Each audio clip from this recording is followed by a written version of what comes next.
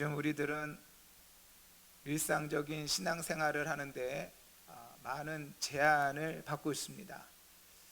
이번 주에 이렇게 하나님 앞에 잠잠히 나와서 기도하는데 하나님께서 주시는 마음의 감동이 우리들 가운데 주신 하나님의 은혜가 또 기도가 무뎌져서는 안 된다라고 하는 그런 마음을 주시더라고요. 우리의 기도가 무뎌져서는 안 될 줄 믿습니다. 우리가 하나님 말씀을 묵상하는 그 묵상이 무뎌져서는 안 되고, 또 우리의 예배가 무뎌져서는 안 되고, 또 우리의 찬양이 무뎌져서는 안 되죠. 말씀이 무뎌진다라고 하는 것은 도대체 뭘까요? 기도가 무뎌진다라고 하는 것은 뭘까요? 어떤 현상이 무뎌지는 그런 현상인가? 하나님 앞에 나와서 기도하는데 우리의 삶 가운데 깨달음이 없다, 무뎌지는 거예요. 우리가 하나님 앞에 조금 더 민감하게 되어지면 하나님의 말씀을 우리가 깨닫게 되어집니다. 기도할 때만 깨닫는 것이 아니라 말씀 가운데, 예배 가운데, 우리의 일터 속에서도 하나님께서 주시는 말씀을 통하여 깨닫게 되어져요. 그 말씀이 들리게 되어지는 것이죠. 깨닫는 마음을 허락하여 주세요. 마음에 감동이 있습니다. 오늘 내게 주시는 말씀이 있습니다. 은혜가 있습니다. 이러한 것들을 통하여서 우리가 하나님 앞에 깨어 있음을, 또 예민하게 서 있음을 우리가 알 수 있죠. 그런데 우리의 마음이 무뎌지면 내게 주시는 하나님의 말씀을 알지 못하고, 하나님의 임재가 없고, 깨달음이 없고, 하나님께서 주시는 능력이 없고, 저와 여러분이 우리의 능력으로 살아가는 것이 아니라 하나님께서 주시는 능력으로 살아가는 줄 믿습니다. 여러분, 우리가 언제 알 수 있어요? 어려운 가운데 있다 보면 정말로 하나님께서 우리에게 주시는구나 라고 하는 것을 알 수 있습니다. 왜냐하면 우리의 어려운 환경 속에서도 하나님의 능력이 임하여서 우리들 가운데 평안을 주시고, 우리들 가운데 기쁨을 주시고, 그 어려움들을 이길 수 있는 능력을 허락하여 주신다라고 하는 것이죠. 잘 될 때는, 평안할 때는 잘 몰라요.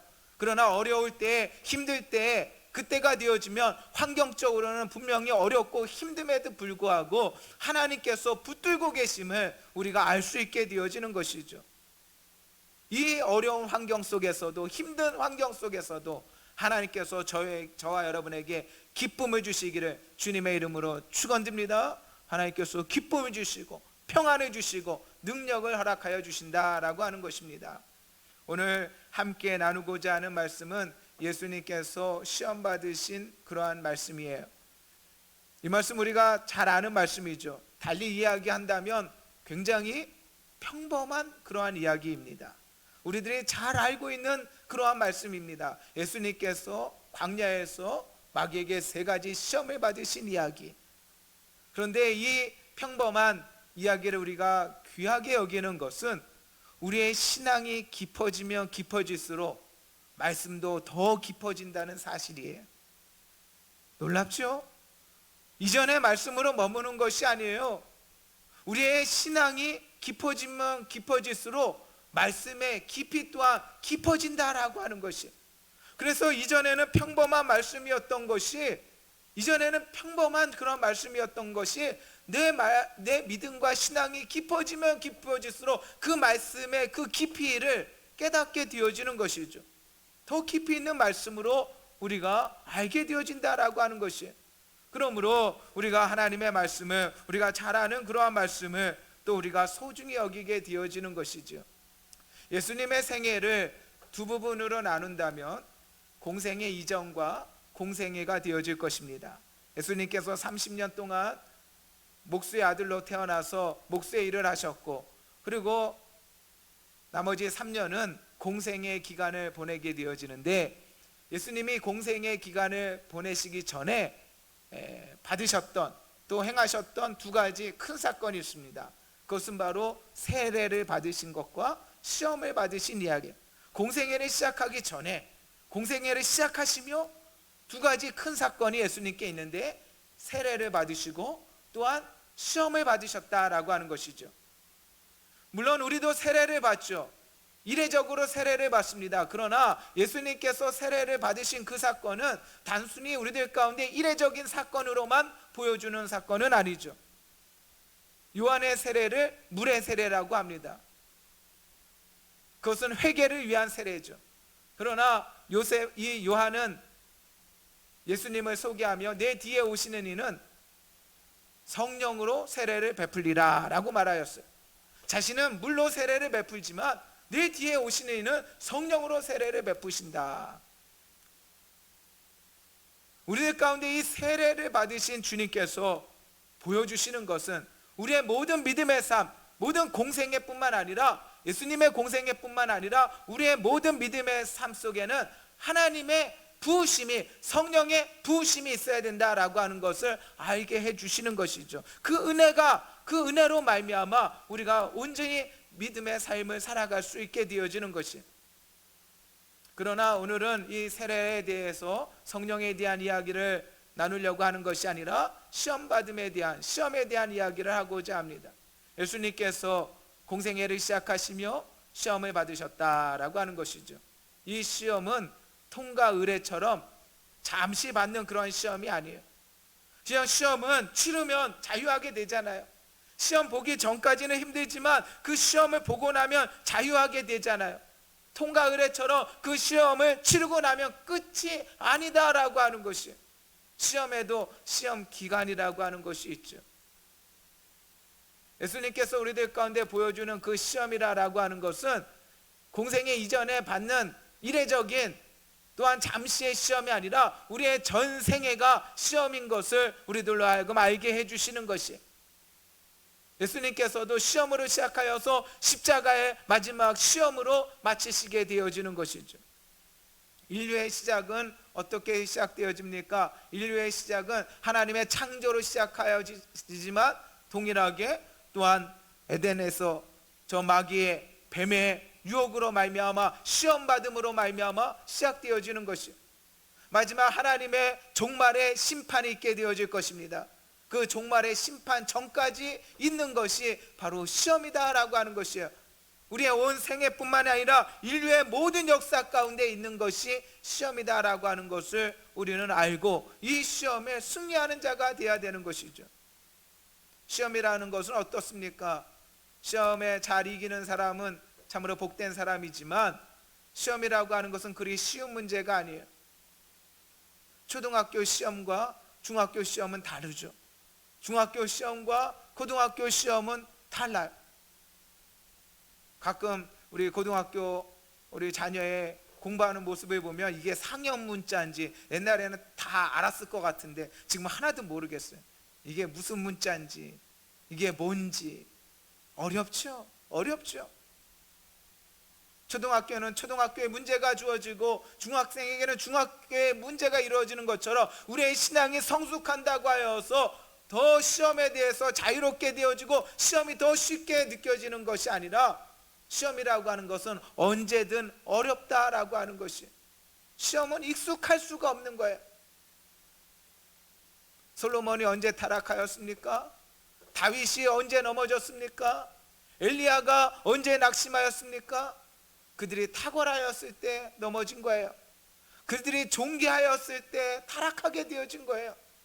그들이 뛰어났을 때 넘어진 바가 되었다는 것을 우리는 잊어서는 안 되는 것이죠. 예수님께서 이 시험에 대해서 말씀하시며 특별히 주기도문 가운데서 시험에 대해서 말씀하시죠. 일용할 양식을 주옵시고 우리가 우리에게 죄 지은 사람을 용서해 준 것 같이 우리의 죄를 사하여 주옵시고 우리를 시험에 들게 마옵시고, 오늘 말씀의 제목이기도 해요. 시험에 들게 마옵시고. 예수님께서 우리들에게 가르쳐 주신 세 가지 기도문 중에 한 가지 기도 제목이, 세 가지 기도문을 주시는데 우리의 삶을 위하여 세 가지 기도문을 주시는데 그 중에 하나가 뭐냐? 그거 중에 하나가 바로 시험에 들지 말기를 간구하는 것이죠. 그만큼 시험이라고 하는 것은 우리들 가운데 중요한 문제예요.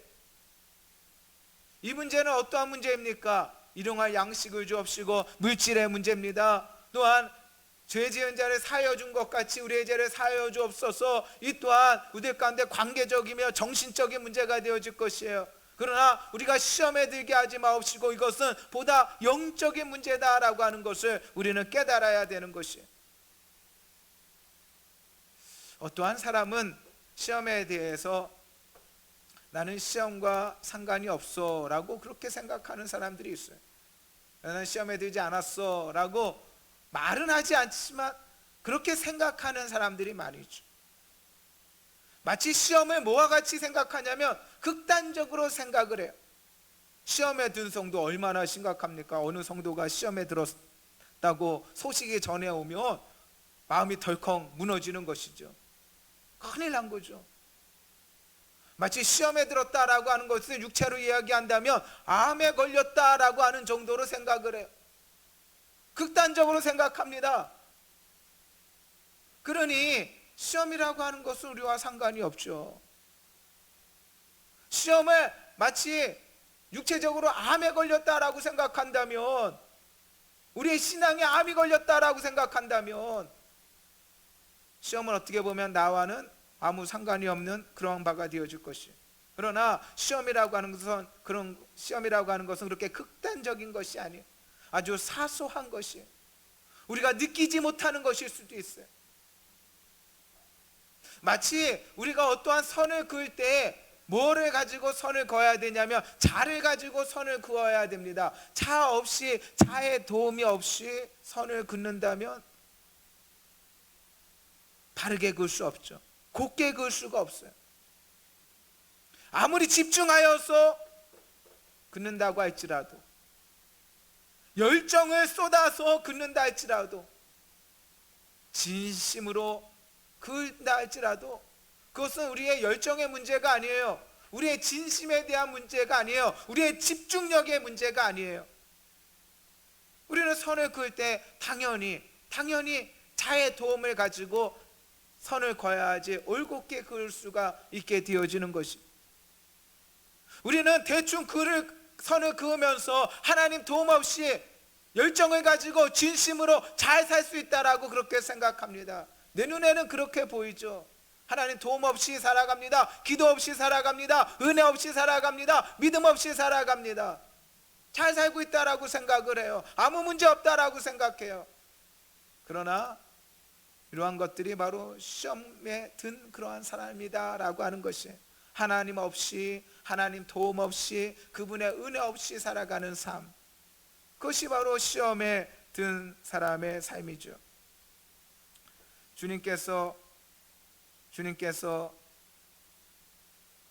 주기도문뿐만 아니라 주님의 겟세마네 기도를 하시며 또 제자들에게 또 가르쳐 주시기도 하죠. 시험에 들지 않도록 깨어 기도하라. 시험에 들지 않게 깨어 기도하라. 한순간에 시험에 드는 거예요. 한순간에 빠지는 거예요. 저와 여러분이 기도의 삶이 회복되어야 될 줄 믿습니다. 말씀드렸다시피 기도에 무뎌져서는 안 돼요. 다니엘은 어디서 기도하였습니까? 다니엘이 기도할 때 다니엘의 기도는 우리들 가운데 존경받는 기도요, 또 모범이 되어지는 기도인데, 다니엘은 기도하는 좋은 환경이 있지 않았어요. 바벨론 포로 생활을 하며, 또한 그는 자신의 집에서 창문을 열고 예루살렘을 향하여 메대 바사를 거치면서 그는 집에서 기도하였다라고 하는 것이, 우리가 하나님 앞에 나오고는 이전의 기도는 어떠한 기도 생활입니까? 물론 집에서도 기도합니다. 개인적으로도 기도합니다. 그러나 기도의 많은 영역이 교회에 나와서 예배 가운데, 공적인 예배 가운데 기도하였어요. 그러나 지금 시대가 많이 달라지고 있어요. 제한이 되어져요.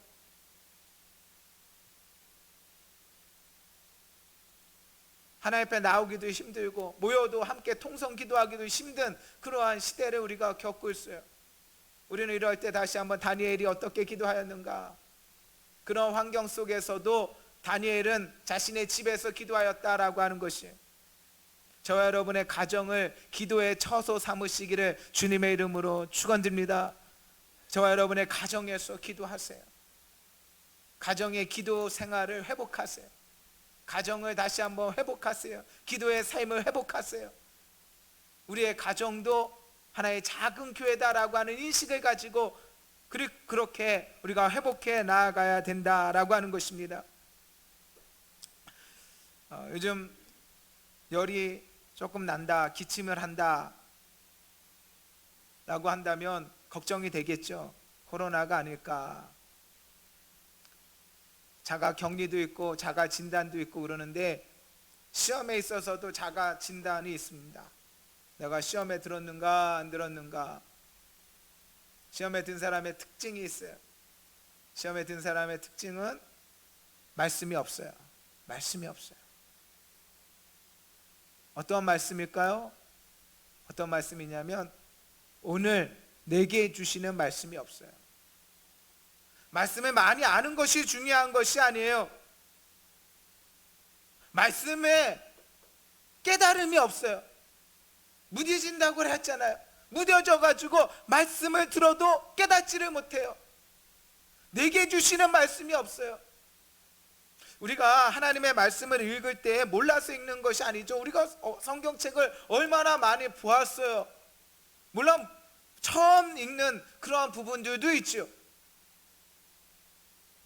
그러나 우리가 아는 말씀이지만 알수록 더 많이 읽을 수밖에 없는 이유는 말씀이 더 깊어지는 이유이기도 하지만 또 다른 이유는 말씀을 읽는 가운데 그날에 그때에 주시는 하나님의 말씀이 있다라고 하는 것이에요. 내게 주시는 말씀, 그때 주시는 말씀, 그날에 주시는 말씀, 하나님의 말씀이 있어요. 그런데 시험 든 사람들의 특징은 말씀이 없어요.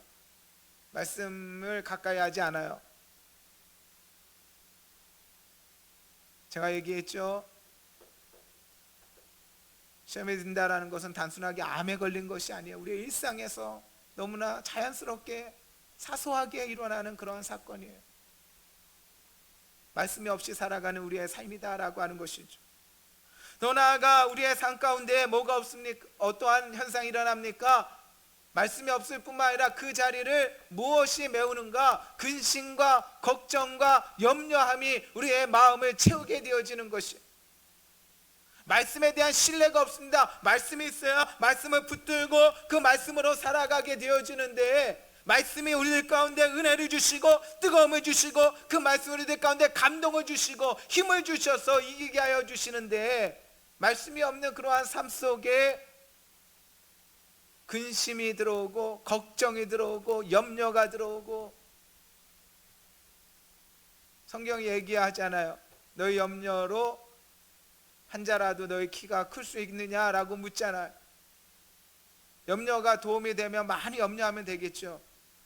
근심과 걱정이 도움이 되어지면 많이 근심하고 걱정하면 되겠죠. 그러나 백해무익하다라고 하는 것입니다. 하나님에 대한 뭐가 없습니까? 신뢰가 없어요. 하나님에 대한 신뢰가 무너지고 신뢰가 없어요. 믿음은 뭐냐? 나의 환경이 아니라 나의 환경에도 불구하고 하나님께서 도와주시는 줄 믿습니다. 하나님께서 함께하여 주시는 거예요. 하나님께서 예비하여 주시는 거예요. 그 믿음이죠. 세 번째, 그 삶에 소명이 없습니다. 부르심이 없습니다. 삶의 의미가 없습니다. 시험 가운데 있는 사람들의 특징이에요. 그냥 사는 거죠. 부르심이 없어요. 소명이 없어요. 그러한 삶 속에 우리가 시험 가운데 살아간다라고 하는 것이, 이제 오늘 말씀 속에 마귀의 시험은 세 가지로 이루어집니다. 이 돌들로 떡덩이가 되게 하라. 이 돌들로 떡덩이가 되게 하라. 성전 꼭대기에 세우고 뛰어내리라. 하나님께서 내 발이 땅에 돌에 닿기 전에 천사들로 너를 받들어 부딪히지 않게 하리라. 천하 만국을 다 보여주며 내게 경배하며 이 모든 것을 내게 주리라 라고 세 가지 시험을 하게 되어지죠. 이 세 가지 의미는 무엇인가? 세 가지 시험을 통하여 하나님께서 우리들 가운데 가르쳐 주시는 인생의 시험은 무엇이고 우리가 이 시험에 승리하는 삶이 무엇인가 라고 하는 것을 알게 해 주십니다. 얼핏 보면 뭐 이렇게 심각한 문제는 아닌 것 같은데요. 돌들로 떡덩이가 되지 못하게 해서 문제지, 돌로 떡이 되게 할 수 있다면 그냥 떡으로 만들면 되잖아요. 그러나 그렇게 단순한 문제가 아니죠. 이 돌들로 떡덩이가 되게 하라. 우리의 삶에 뭐가 있냐면요, 기본적인 것이 있고 본질적인 것이 있어요. 기본적인 것이 있고, 그래서 기본소득 이런 얘기 하잖아요. 채소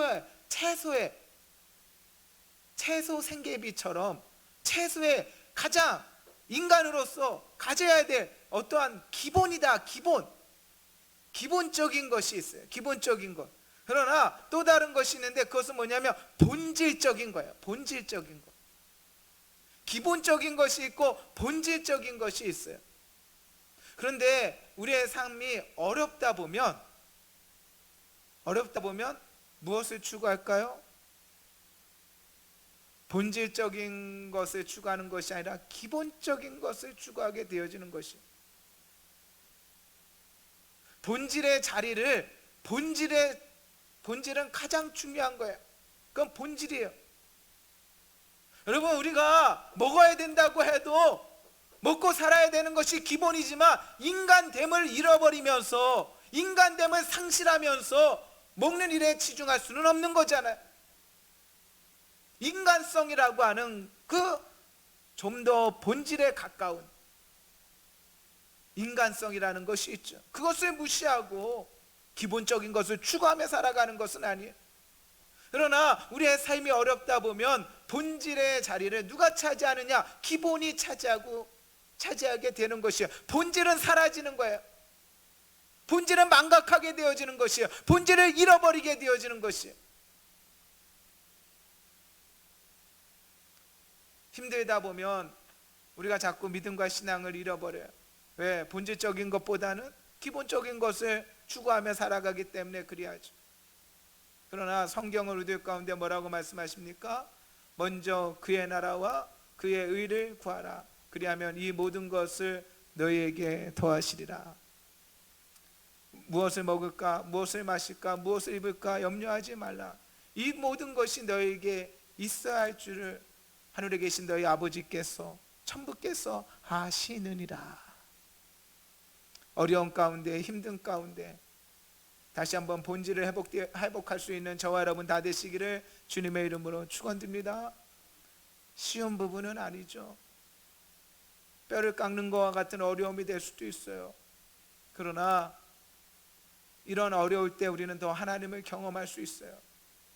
하나님 의지하고 하나님께 기도하고 하나님 붙들 때 하나님께서 내 삶에 관여하여 주시고 내 삶을 도우시는 하나님의 은혜를 이 어려운 시국에 우리는 더 경험할 수 있게 되어지는 것이죠. 돌을 떡으로 만드는 그 능력이 예수님께 없으셨겠습니까? 주님께서는 오히려 말씀하십니다. 나중에 그러한 얘기를 하죠. 이 돌들로도 아브라함의 자손이 될 수 있게 하신다라고 하는 것이죠. 돌을 떡으로 만드는 것이 아니라 하나님께서는 돌들로 아브라함의 자손이 되게 하실 수 있는 그런 능력을 가지셨죠. 실질적으로 흙으로 사람을 만드시고 그 안에 생기를 넣으신 하나님이세요. 믿음의 삶 가운데 회복되어지는 것은 바로 본질의 회복이요 말씀의 회복이다라고 하는 것이에요. 말씀의 회복. 그 말씀을 우리가 붙들고 살아가게 되어지는 것이죠. 두 번째 시험으로 나아갑니다. 첫 번째 시험에 통과하고 나면 끝이 아니라 두 번째 시험으로 신속하게 나아갑니다. 첫 번째 시험과 두 번째 시험은 굉장히 차원이 또 달라져요. 더 쉬워지는 것이 아니라 더 어려워질 수 있죠. 첫 번째 시험보다 두 번째 시험은 더 은밀하게 간교하게 이루어질 수 있다라고 하는 것을 깨달아야 되는 것이에요. 우리가 늘 깨어 있을 수밖에 없는 이유가 여기에 있죠. 많은 사람이 첫 번째 시험에 통과하지 못하겠지만 예상하는 것은 두 번째 시험에는 더 많은 사람들이 두 번째 시험에 넘어지게 되어져 있는 것이죠. 그러므로 우리는 이 시험에 더 주목하여 볼 수밖에 없는 것이에요. 두 번째 시험은 마귀가 우리들 가운데 주는 두 번째 시험은 무엇인가? 하나님의 말씀을 우리들 가운데 빼앗고 그 본질을 잃어버리고 망각하고 삶에 묻혀서 살게 하는 것이 마귀의 괴계라고 한다면, 그 다음으로 오게 되어지는 마귀의 시험은 무엇인가 라고 하는 것이에요. 그것은 우리에게 말씀이 주어지는 것을 막지 못한다면, 마귀가 하는 또 다른 일은 그 말씀이 우리 안에 있지만 그 말씀을 믿지 못하게 하는 거예요. 신뢰하지 못하게 하는 거예요. 흔들어 버리는 거예요. 여러분, 우리가 언제 감사합니까? 물론 감사합니다. 우리의 기도가 응답받게 되어질 때, 잘 될 때 하나님 앞에 감사합니다. 즐거워할 수 있습니다. 기뻐할 수 있습니다. 그러나 우리가 하나님 앞에 감사하고 기뻐하고 즐거워하는 것은 우리의 삶의 환경에 좌우되어지는 것이 아니에요.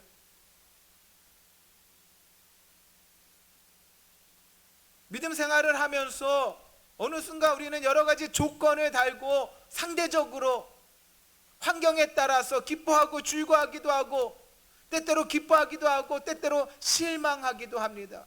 왜 이러한 일들이 일어날까요? 우리의 신앙이 절대적인 신앙이 아니라 말씀을 확고히 붙들고 말씀에 온전히 붙들림 받아서 사는 삶이 아니라, 우리의 삶이 환경에 좌우되어지는 그러한 연약한 믿음인 것을 보게 되어지는 것이죠. 이에 예수님께서는 뭐라고 말씀하십니까? 주 너희 하나님을 시험하지 말라. 우리들 가운데 있어야 될 두 번째는 무엇입니까? 하나님을 신뢰하시기를 주님의 이름으로 축원드립니다. 어떤 환경 속에서도, 어떤 어려움 속에서도 우리 예수님은 가장 믿을 만한 친구예요.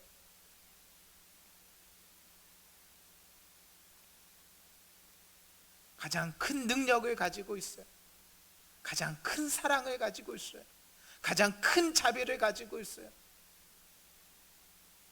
잠시 우리들이 어려움 길을 겪는다고 할지라도 모든 일들은 하나님의 섭리와 하나님의 계획 속에 있습니다. 그것을 우리가 믿고 신뢰함으로 말미암아 우리가 승리하는 그러한 자가 되어야 되는 것이죠. 이제 마지막 세 번째 시험으로 이어집니다. 세 번째 시험에서 마귀는 이제 끝장을 내려고 하는 듯이, 마치 올일 하듯이 모든 것을 내어놓고 시험하고자 합니다. 모든 것을 보여주며 이 모든 것을 내게 주겠다라고 얘기를 합니다. 한 가지 조건이 있죠. 단 내게 경배하면 이 모든 것을 내게 주겠다. 마치 마귀는 거래하는 모습을 우리들 가운데 보여줍니다. 그러나 믿음과 신앙은 거래하는 것이 아니에요. 도서관에 가면 책을 빌릴 때도 대출할 수 있는 거와 대출 불가가 있죠. 불가한 거예요. 믿음과 신앙은 거래할 수 있는 것이 아니에요. 토끼가 간을 떼었다 넣었다 할 수 있는 것처럼 신앙이라고 하는 것도 그렇게 거래할 수 있는 그러한 것이 아니에요. 마귀는 거짓말장이죠. 마지막 시험을 보면서 우리는 마귀의 세 가지 거짓말을 보게 되어집니다. 첫 번째 거짓은 마귀는 경배의 대상이 아니다라고 하는 것이에요. 경배의 대상이 아니죠. 마귀는 경배의 대상이 아닙니다. 해와 달과 바위와 나무, 짐승, 그것은 경배의 대상이 아니에요. 여러분, 작은 묘목은 보잘것없고 큰 나무는 신령합니까? 본질은 그저 나무예요. 땔감일 뿐이에요. 바퀴벌레는 흉측하고 곰이나 사자나 소는 뭔가 영험한 경배의 대상입니까? 여러분, 바퀴벌레를 하나 놓고 그 앞에서 절한다고 생각해 보세요. 얼마나 유치하고 얼마나 우습습니까? 바퀴벌레를 가지고 그 앞에서 경배한다고 생각해 보세요. 얼마나 어리석습니까?